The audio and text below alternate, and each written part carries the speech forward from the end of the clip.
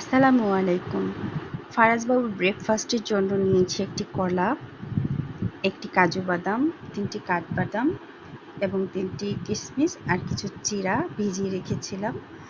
একটা স্মুদি তৈরি করব, তার জন্য নিয়ে নিলাম ব্লেন্ডারের জারের মধ্যে সব উপকরণ।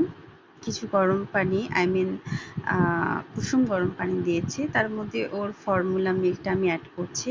আপনারা চাইলে গরুর দুধও ব্যবহার করতে পারেন, কোনো সমস্যা নাই।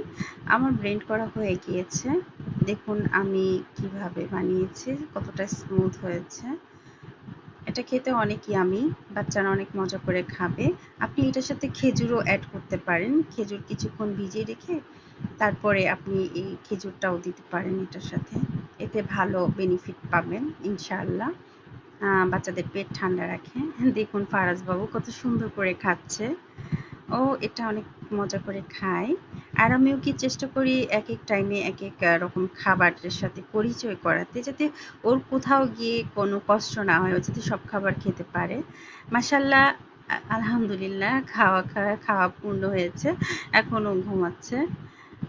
ওর জন্য দোয়া করবেন, অবশ্যই ওর চ্যানেলটাকে সাবস্ক্রাইব করবেন, যেহেতু ও চ্যানেলে নতুন আসছে। যদি ভিডিওটি আপনাদের কাছে ভালো লেগে থাকে অবশ্যই লাইক, কমেন্ট, শেয়ার করবেন এবং সাবস্ক্রাইব করবেন। আল্লাহ হাফেজ।